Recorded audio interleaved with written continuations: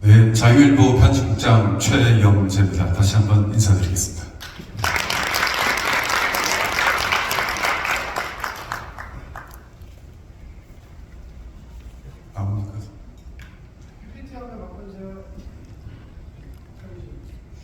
네, 제가 우리 신문, 이 소중한 어떻게 보면 2주년을 맞은 우리 자유일보의 창간 정신, 어떻게 이 신문을 만들었을까, 그리고 이 신문을 만든 이유가 뭔가, 그리고 앞으로 어떻게 이 신문을 어떤 비전을 가지고 발전시킬 것인가에 대해서 말씀드리겠습니다.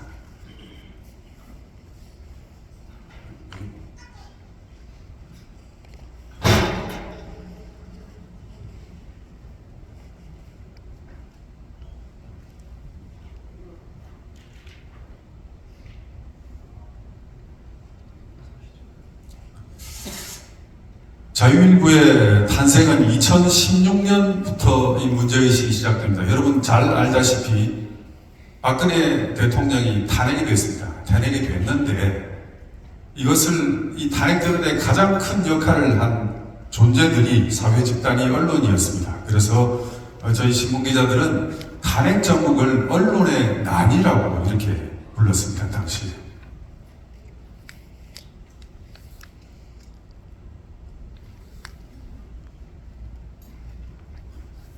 예, 그 당시에 보면 당시 70% 정도의 대한민국의 언론이 우파였고 한 3% 정도가 좌파, 30% 정도가 좌파 언론이었습니다. 여러분 다 그렇게 알고 계시죠? 그런데 이 탄핵 국면을 겪으면서 언론사들이 완전히 기울어져 버렸습니다. 우파 언론들이 전부 좌파로 가버렸어요. 대표적인 게 그 최순실 보도, 그리고 촛불 집회 이런 보도입니다. 딱 보니 MBC 유명한 그 발언이 있지 않습니까? 딱 보니 100만, 김의철 사장이죠. 딱 보니 100만. 그리고 JTBC가 계속 이 사건을 물고 보도를 했습니다. 그러면 언론이 왜 좌클릭을 했을까? 그것은 이제 언론사들의, 신문기자들의 방송기자들의 취재하는 그 구조와 관련이 있습니다. 제가 당시에 박근혜 대통령 탄핵 그 전몰에 박근혜 정부에서 청와대 춘추관 출입기자였는데 당시 박근혜 대통령이 미국을 처음 갔을 때 윤창중 사건이 터졌습니다. 윤창중 사건이 터졌는데 모든 대한민국의 언론들이 한 달 동안 이 윤창중 사건을 가지고 도배를 했습니다. 그런데 제가 취재기자로서 그 당시에 취재를 해보니 한 일주일 쓰고 보니까 쓸 내용이 없어요. 실제로 미국 검찰도 저 윤창중을 기소하지 않았어요. 별거리가 없는 거예요. 혐의점이 없는 거예요. 그래서 제가 정치부장에게 보고를 합니다. 부장, 쓸 게 없습니다. 부장이 대답을 했습니다. 무슨 소리야? 옆 신문이 쓰는데 써야지. 이겁니다. 그러니까 폭주기관차가 되어버리는 겁니다. 스스로 자기를 브레이크를 걸 수가 없어요. 언론들이. 그것은 한 방에서 기자들이 50명이 모여가지고 이 신문을 출입처에 출입을 하는데 옆 신문이 있으면 안 쓸 수가 없습니다. 부장의 말이 그렇습니다. 뭐라도 만들어내라고. 가야 됩니다. 첫 번째 그런 이유가 있고요. 패거리를 지어서 언론들이 취재를 합니다. 두 번째, 언론들이 끊임없이 대중의 눈치를 봅니다. 신문사 마감 시간이 보통 일판 마감이 6시쯤 되는데요. 간판을 다 흩어놓습니다. 그래서 딴 신문에 뭐가 나오는지를 봅니다. 그래서 빠지지 않도록 옆 신문을 견눈질 하면서 신문을 만듭니다. 또 마지막입니다. 저기 그림을 보면 제일 앞선 누군가가 끌고 나가죠. 보통 조선일보가 저런 역할을 많이 하는데 한 번 쓰면 다른 신문들이 따라가 버립니다. 이런 취재 관행 때문에 좌클릭하게 된 겁니다. 당시에. 그러나 가장 큰 원인은 역시 언론사의 의사결정 구조입니다. 당시 여러분, 청와대와 조선일보가 전쟁을 벌였습니다. 조갑재 선생님 계시지만은 조선일보는 아주 나쁜 생각을 갖고 있어요. 우리가 정권을 바꿀 수 있다고 생각해요. 우리가 정권을 만들 수 있다고 생각해요. 당시 우병우 사건이 났을 때 조선일보가 일면 톱에서부터 8면까지 이 사건을 도배를 해버렸습니다. 그럴 내용이 아니에요. 그런데 그건 왜 그러냐면 조선일보와 우병우 사이에 뭔가 민원 관계가 있었던 겁니다. 두 번째, JTBC 왜 저렇게 박근혜 탄핵을 이끌었을까? 그것은 바로 홍석현 회장과 이 정권과의 민원 관계가 있었습니다. 그래서 저렇게 끌고 간 겁니다.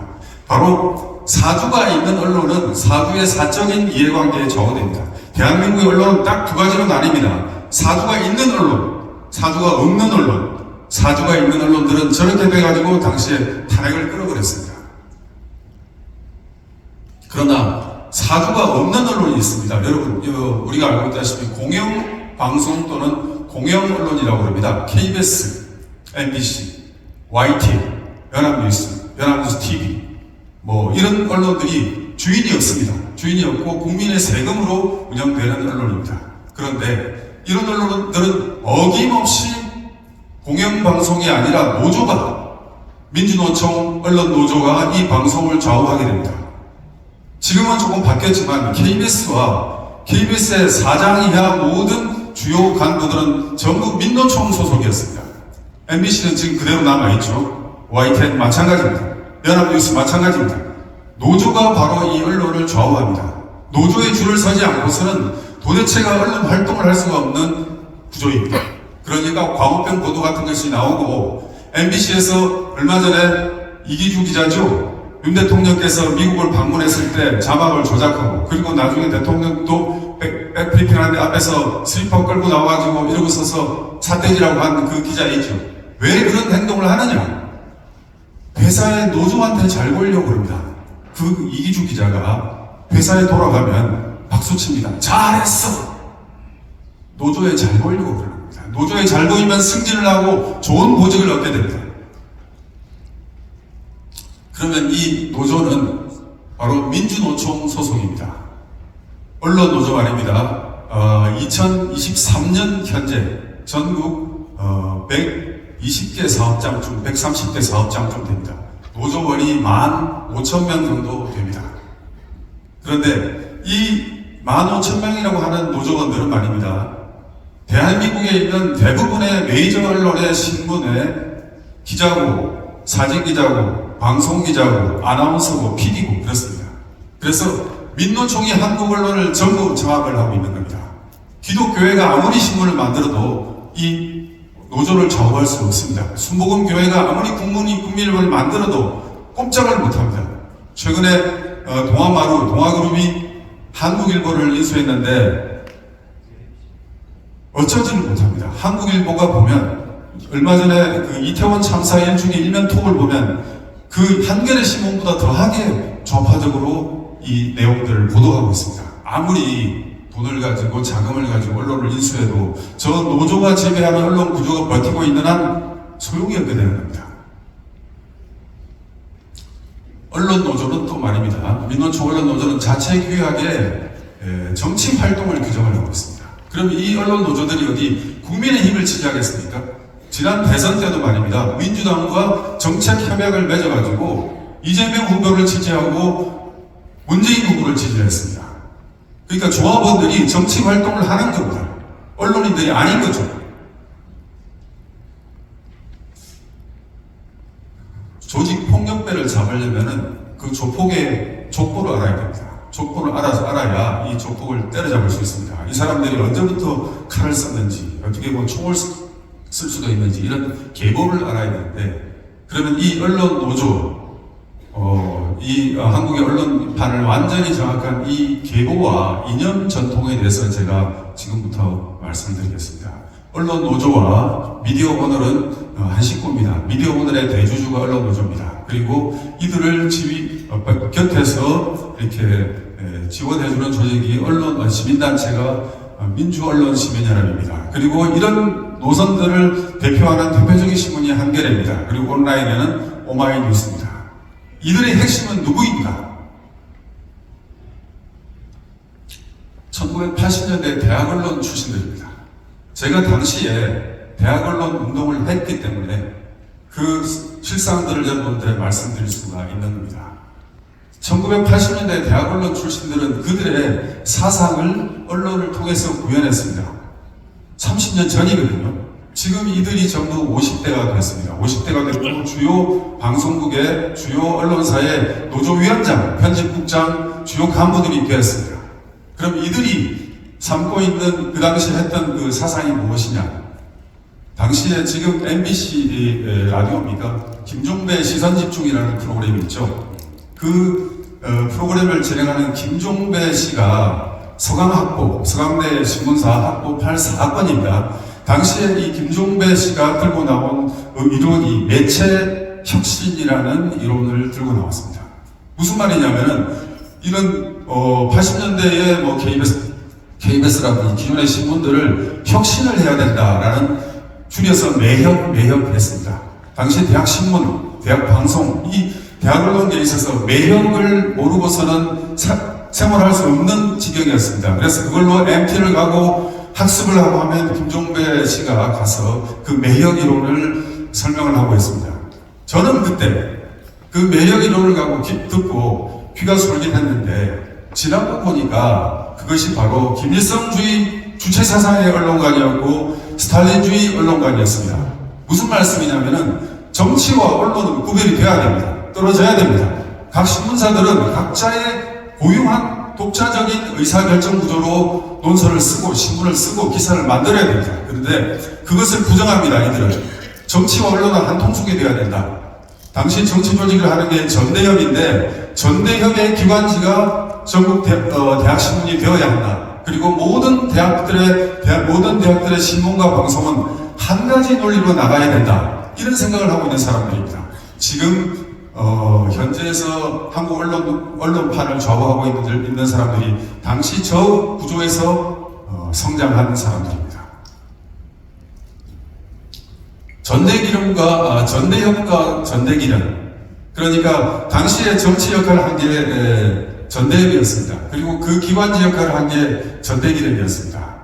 이들의 관계를 가장 극렬하게 보여주는 사례가 바로 임종석 씨인데요. 당시 89년 한양대 총학생회장으로서 전대협 의장이었습니다.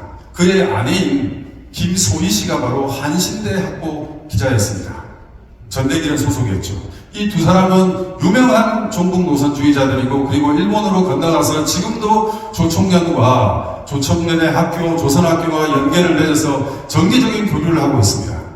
이 임종석과 김소희의 친북 행각은 제가 지금 시간상 설명을 못 드리겠지만 이런 구조로서 이렇게 이들이 성장했고 그러니까 문재인 정부가 들어서니까 청와대 주요 간부들이 전부 옛날 전대협 간부들이었습니다. 그러면 신문사 언론사의 주요 간부들이 바로 옛날 80년대 시대에 형 하던 서로 간에 친하게 지내던 그런 사회들입니다. 그런 사회들이 한국 언론판을 완전히 장악하고 있는 겁니다. 굳이 이제 그것을 이론을 들자면 그람시 진지론입니다. 그람시 진지론. 각 분야의 이 좌익 사상을 가진 사람들이 투입이 되어 들어갔는데요. 당시 이렇습니다. 대학 언론 운동을 하는 사람들 중에서도 주로 이제 당시 언론사 입사하기가 쉽지 않습니다. 언론고시라고 불렀거든요. 그래서 주로 명문대학이나 안 그러면 영어 성적이 뛰어나고 이런 학생들은 조중동이나 KBS, MBC에 들어갑니다. 들어가서 어김없이 신입사원으로 들어가서 노조 간부가 됩니다.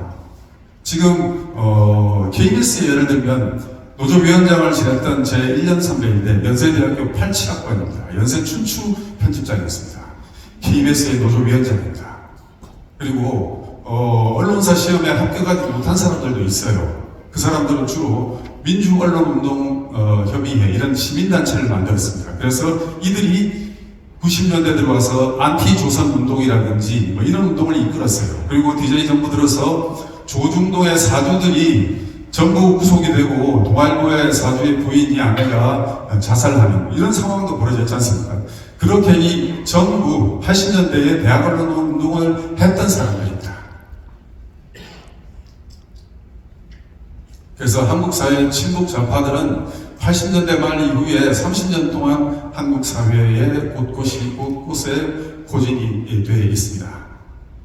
학계와 그리고 언론계, 문화예술계는 완전히 좌익 세상이 돼 있고요. 그리고 알다시피 법조계라든지 경찰, 군부, 공무원 할 것 없습니다. 그러면 해결책은 뭔가? 미국의 사례를 좀 봤습니다. 제가 자유인권을 좀 고민을 하면서 미국도 월남전을 겪으면서 또 유럽의 68운동의 세력, 이 영향이 미국으로 덮쳐오면서 미국도 70대 초반의 젊은이들이 완전히 좌파되었거든요. 그런데 미국의 이 70년대에 네오콘 운동이 일어납니다. 그래서 이념의 진지를 만드는 걸 제가 봤습니다. 위클리 스탠다드라든지 폭스 뉴스라든지 이런 우파의 진지를 지키는 이런 매체들이 생기기 시작했습니다. 그래서 자율부에 이제 중요한 순간입니다. 자율부가 왜 태어났느냐? 대안론이 있어야 되겠다. 좌파의 한겨레가 있었다면 우파 진영의 보수 진영의 자유일보가 있어야 되겠다. 이런 정신으로 우리 신문을 처음에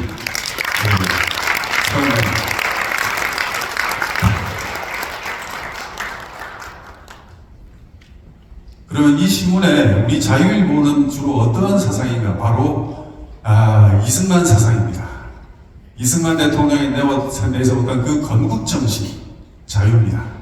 48년 8월 15일 정부 수립 그 선포식 때 이 단어를 처음 꺼냈습니다.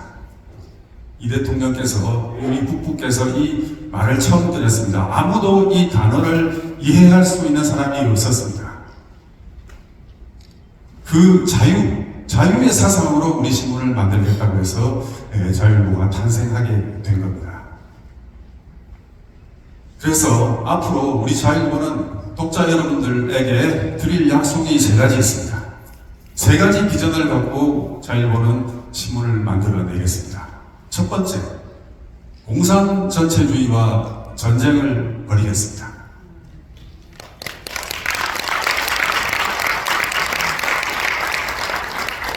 자유민주주의는 특성이 있습니다. 자유를 주기 때문에 이 자유민주주의를 위협하는 반체제 세력들의 활동을 그냥 용납하게 됩니다.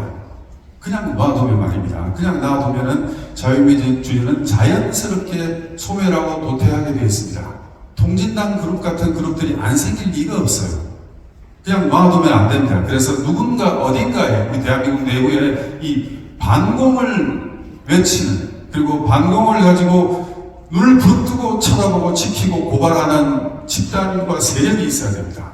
그 세력이 자유가 되겠다는 겁니다. 그런 워치독이 되겠다는 겁니다.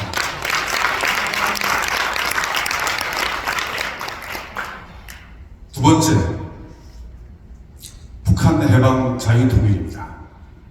참담한 인권 유린을 겪고 있는 이 북한의 동포들을 해방하고 자유민주주의 통일을 이룰 때 역할을 하는 그런 신문이 되겠다는 겁니다. 세 번째입니다. 지금 국제 질서가 중요한데요. 새로운 국제 질서는 인도태평양 네트워크입니다. 인도태평양 프레스 네트워크를 만들겠습니다. 인도태평양 질서에서 강조하는 가치가 있습니다. 그것은 뭐냐면은 영내에 무역이 자유롭도록 항행의 자유가 있습니다. 그리고 영내의 인권을 증진시키겠다. 그 인권을 증진시키는 데 있어서 가장 중요한 가치는 북한 내 인권 문제가 있고요. 티베트 독립이 있고 대만 독립 문제가 있습니다.